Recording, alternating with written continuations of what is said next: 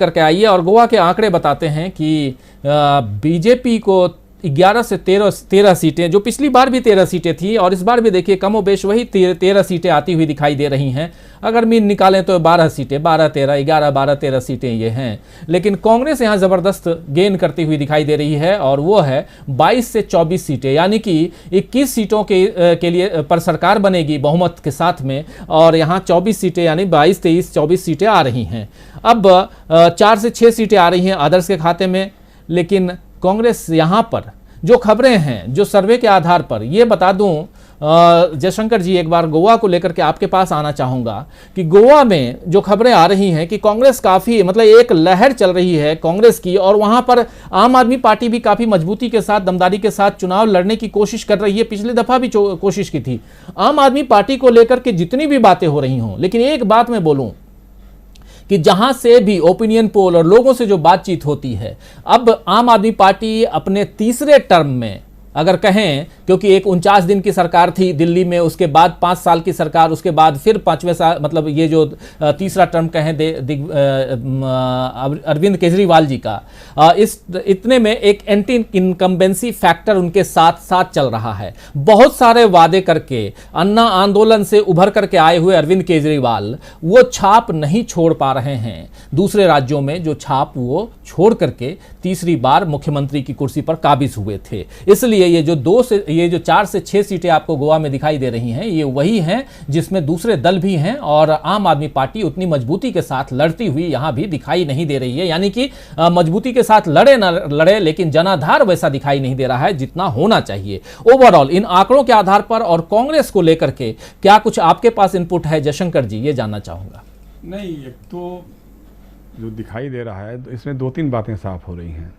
एक तो गोवा के लोगों ने पिछले चुनाव से सबक लिया है कि पिछले चुनाव में चूंकि स्पष्ट बहुमत जो है वो नहीं मिल पाया था किसी पार्टी को, कांग्रेस को या भारतीय जनता पार्टी को, तो इस बार वो चाहते हैं गोवा के लोग कि किसी भी पार्टी को, जैसे इसमें तो दिखाई दे रहा है कि कांग्रेस को, तो वो चाहते हैं कि साफ बहुमत मिलना चाहिए ताकि कोई उसमें घालमेल न करने पाए, कोई उसमें गड़बड़ न करने पाए, और उसके हिसाब से ही ये रुझान दिखाई दे रहे हैं। दूसरा ये है कि जब इस तरह का माहौल बनेगा तो ये जो 4 और 6 दिखाई दे रहा है, उसमें हो सकता है कि 1-2 कोई इंडिपेंडेंट्स जीत जाएं। आम आदमी पार्टी अभी भी वहाँ जीतने की स्थिति में नहीं आएगी मुझे लगता है, और उसका भी जो भी वोट होगा वो भाजपा और कांग्रेस के बीच में ध्रुवीकरण जब होगा ना, तो वो साफ होकर के वो किसी एक पाले में ही जाएगा, चाहे वो भाजपा के साथ जाए चाहे वो कांग्रेस के पाले में जाए। हमको जो फीडबैक मिल रहा है, जो हमारे कोई परिचित हमारे साथी रहते हैं हमारे, वो गोवा में उनका बिजनेस व्यापार है, वो लौट के आए तो उन्होंने भी यही बताया कि कांग्रेस गजब का वहाँ कर रही है, कांग्रेस के प्रति लोगों का आकर्षण बढ़ा है। लोग लगता है कि पिछली बार थोड़ी सी चूक रह गई थी, इसके चलते भाजपा की सरकार बन गई थी, और जो कांग्रेस छोड़ करके गए हैं लोग खास तौर से, अब वो जो मुख्यमंत्री वहाँ के रहे हैं प्रताप सिंह राणे जी, उनका बेटा विश्वजीत सिंह राणे वो भी चले गए भाजपा में और वो स्वास्थ्य मंत्री बन गए। तो उनकी एक तो मुख्यमंत्री के साथ जो आपस की खटपट वगैरह थी, ये सारी बातें भी है।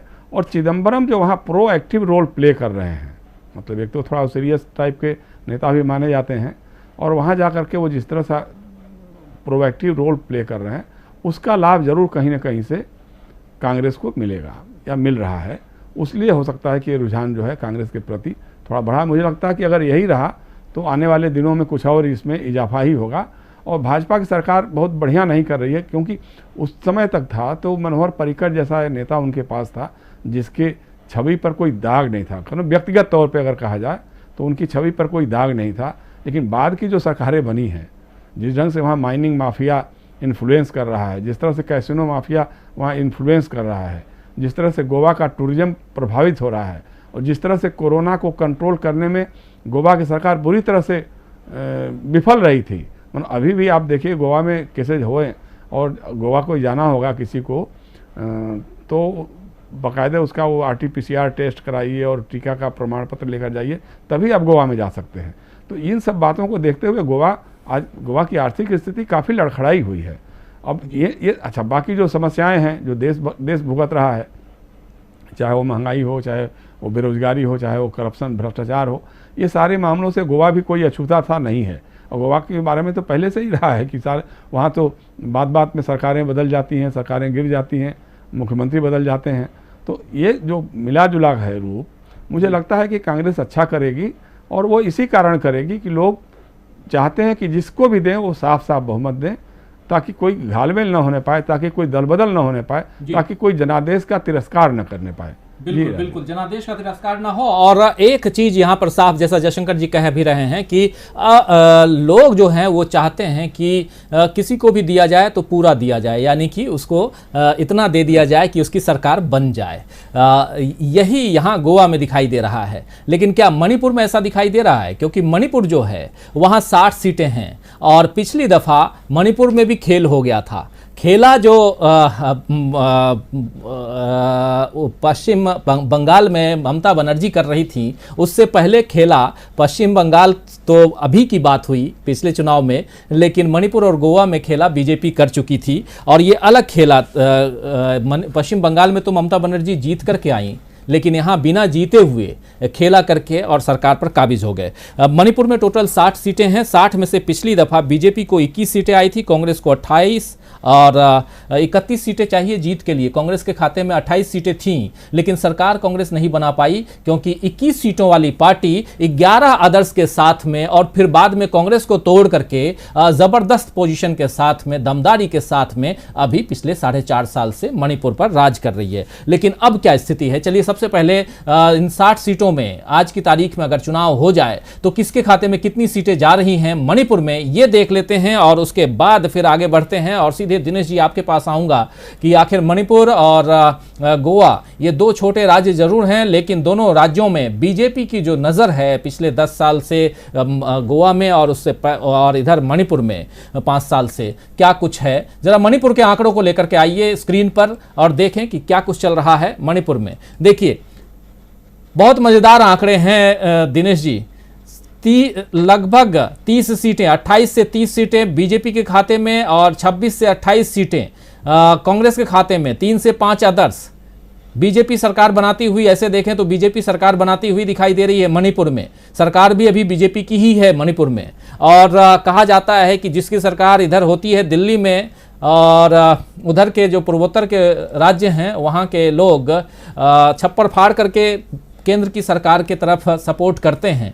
यहाँ छप्पर फाड़ के तो दिखाई नहीं दे रहा है, लेकिन फिर भी बीजेपी की सरकार 1 सीट से कम है, और इधर 3 से 5 हैं, ये सीटें आ जाएंगी। और अगर सरकार बनने की स्थिति बनेगी तो 2, 4, 5 सीटें तो कांग्रेसी भी टूट कर चले ही जाएंगे। क्या कहेंगे ओवरऑल मणिपुर को लेकर के? देखिए, मणिपुर में बीजेपी मैनेज करने की स्थिति में है अभी, और जो बीजेपी का स्टाइल है सरकार बनाने का, उस हिसाब से तो अगर ये सिचुएशन है तो बीजेपी जीत रही है, ये माना जाएगा। बाकी चीज बीजेपी के वहां पर ठीक है, वो केंद्र की तरफ देखते हैं, और वहां वोट खरीदना और विधायक खरीदना काफी आसान है। तो वो इस बारे में मेरे को बहुत ज्यादा वहां के ग्राउंड रियलिटीज का बहुत अंदाजा नहीं है, लेकिन जो कांग्रेस में भी जो प्रयोग हुए हैं वो बहुत ढंग के प्रयोग नहीं हुए हैं। जो प्रदेश अध्यक्ष के साथ के मामले में जैसा उन लोगों ने किया, कांग्रेस ने किया, वहां पर भी मिसमैनेज रहा। और बीजेपी का उसने क्षेत्रीयता को जो है अपने भगवा कलर में डाला है, उसका भी इम्पैक्ट है, फिर अपनी सरकार का इम्पैक्ट है। लेकिन काफी ये तो बिल्कुल नेक टू नेक लड़ाई अभी दिख रही है। बाकी मुझे लगता है इसमें जयशंकर इस बारे में ज्यादा बता पाएंगे, उनका वो क्षेत्र घूमा हुआ है और वो बेहतर ढंग से चीजों को एनालाइज कर पाएंगे। आना चाह रहा हूं जयशंकर जी, ये बताइए कि आखिर क्या कुछ देख रहे हैं आप मणिपुर में? आप मणिपुर घूम करके आए, देख करके आए हैं, वहाँ की परिस्थितियों से वाकिफ हैं, वहाँ के राजनीतिक दलों से वाकिफ हैं, सब कुछ आपकी नज़रों के सामने। क्या कुछ ये जो आंकड़े दिखाई दे रहे हैं, इसमें कितनी सच्चाई दिख रही है आज की तारीख में? नहीं, देखिए, जो आंकड़े हमारे बता रहे हैं वो तो बराबर के ही टक्कर दिखा रहे हैं। और जहाँ तक मुझे याद है, आपको भी याद होगा, जब हम लोग पिछली बार एक बार जब दिखा रहे थे यही हमारा ओपिनियन पोल, तो उस समय बीजेपी की सीटें कुछ ज़्यादा दिखाई दे रही थी। तो उस समय भी हमने कहा था कि नहीं, ये स्थिति बदलेगी मुझे लगता है। और चुनाव में अभी जैसे काफ़ी समय बाकी है, 5-6 महीने का समय बाकी है, उस समय हमने कुछ मुद्दे गिनाए थे। जैसे देखिए, एक तो ये है कि सरकार का निकम्मापन उजागर हुआ है। मुख्यमंत्री एन बीरेंद्र सिंह जी हैं, मुझे याद है, मैंने शायद पता नहीं आपको वीडियो भी भेजा होगा, वो एक कार्यक्रम में, सार्वजनिक कार्यक्रम में मंच से परिवहन मंत्री नितिन गडकरी जी ने उनको निकम्मा मुख्यमंत्री घोषित किया था। मतलब भाजपा के केंद्रीय मंत्री नितिन गडकरी ने भाजपा के मणिपुर के मुख्यमंत्री को निकम्मा घोषित किया था राष्ट्रीय राजमार्ग के निर्माण के मामले में, कि हमने यहाँ से तो पैसा भेज दिया, सब कुछ कर दिया, लेकिन अभी तक आपने कुछ काम ही नहीं किया है। तो एक इस तरह का भी माहौल था। दूसरा यह है कि जैसे मैंने कहा था कि जो नगा समझौता है, अभी तक देखिए जानबूझ करके उसको गोपनीय रखा हुआ है, उसके बारे में कोई खुलासा नहीं करती है केंद्र सरकार या वहाँ की सरकार। तो वो समझौता जब सामने आएगा, उसकी क्या प्रतिक्रिया होगी मणिपुर में, ये बहुत मायने रखेगा विधानसभा के चुनाव में भी। क्योंकि मणिपुर के 2-3 जिले ऐसे हैं, सेनापति जिला है वहाँ का, एकदम वहाँ नगा बहुल है, नगा लोगों की आबादी सबसे ज़्यादा है वहाँ पे। और जो नागालैंड के लोग मांग करते हैं नागालिम बनाने के लिए, कि मतलब जिन राज्यों में भी नगा बहुल आबादी है उसको नागालैंड या नागालिम का हिस्सा बनाया जाए, और इस पर किसी हद तक हमारी सरकार राजी हो चुकी है। NSCN का जो ग्रुप है, मोइबा ग्रुप है, उसके साथ बातचीत हुई है, उसी के साथ युद्ध विराम भी चल रहा है। हालांकि युद्ध विराम तो वो जब कोई खुराफात करनी होती है तो NSCN के लोग कहते हैं भाई युद्ध विराम हमारा नागालैंड में है, मणिपुर में नहीं है। तो मणिपुर में आकर के वो करते हैं और जाकर के फिर नागालैंड में छिप जाते हैं, अपना अभयारण्य बना लेते हैं। तो ये सारी चीज़ें हो रही हैं। आफस्पा का जो कानून है उसको लेकर के मणिपुर में काफ़ी विरोध रहा है। मतलब नॉर्थ ईस्ट में जहाँ जहाँ है वहाँ विरोध हुआ है, और मणिपुर में तो ख़ास तौर से काफ़ी है। फिर तीसरी बात जो है कि वहाँ के जो बौद्धिक वर्ग है मणिपुर का, वो सरकार से खुश नहीं है। ख़ास तौर से जिस ढंग से वहाँ के पत्रकारों पर राजद्रोह के मुकदमे लगाए गए, ख़ास तौर से जिस तरह से वहाँ के पत्रकारों को, बौद्धिकों को राष्ट्रीय सुरक्षा के नाम पे खतरा बताया गया, इसको लेकर के भी वहाँ के बौद्धिक वर्ग में एक ज़बरदस्त प्रतिक्रिया है।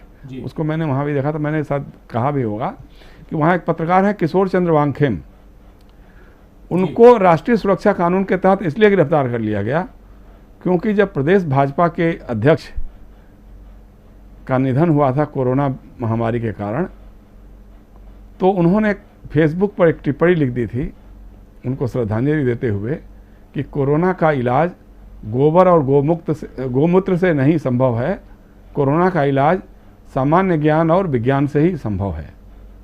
सिर्फ ये लिखना भर था उनका कि उसके लिए उनको राष्ट्रीय सुरक्षा में गिरफ्तार करके बंद कर दिया गया। हाँ जी। नतीजा क्या हुआ, सुप्रीम कोर्ट ने इसको बहुत ही भर्त्सना की सरकार की इस मामले में, और उनको बाइज्जत रिहा कराया। सुप्रीम कोर्ट के ऑर्डर पे वो छूट के आए। तो इस तरह की चीज़ें चल रही हैं।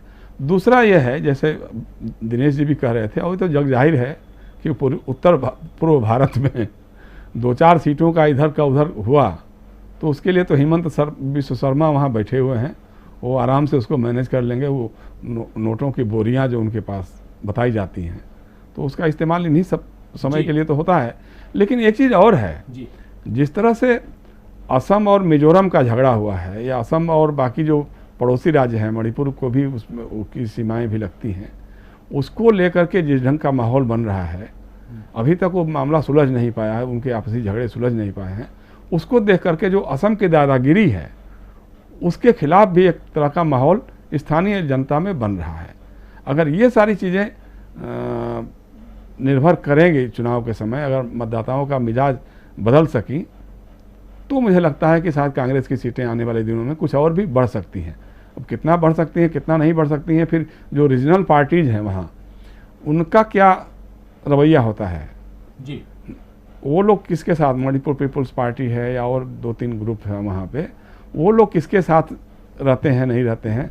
फिर NSCN का जो ग्रुप है उसका किस ढंग का सपोर्ट भारतीय जनता पार्टी को होता है, या तटस्थ रहते हैं, या खुद चुनाव लड़ते हैं वो लोग, इस पर भी थोड़ा बहुत वहाँ का चुनावी फलाफल जो है वो निर्भर करेगा। जी राजीव जी। बिल्कुल बिल्कुल। तो जयशंकर जी लगातार बोल रहे हैं, क्योंकि जयशंकर जी खुद घूम करके आए हुए हैं मणिपुर से, और लगातार बोल रहे हैं कि कांग्रेस का ग्राफ वहां बढ़ता हुआ इन्हें दिखाई देता रहा है और ये आंकड़े जो हैं अभी भी इनके हिसाब से पीछे हैं। लेकिन आने वाले समय में 5 महीने 6 महीने के बाद सरकार वहां किसकी बनती है ये देखना बहुत ही महत्वपूर्ण होगा। लेकिन साथ साथ ये भी है कि पूर्वोत्तर के राज्यों में से एक मणिपुर क्या कंट्रोल होगा असम से, असम के मुख्यमंत्री हिमंता बिस्वा शर्मा से, ये भी समझना होगा। क्योंकि जब पोटली खुलती है तो सरकारें भी बदल जाती हैं। लेकिन बढ़ेंगे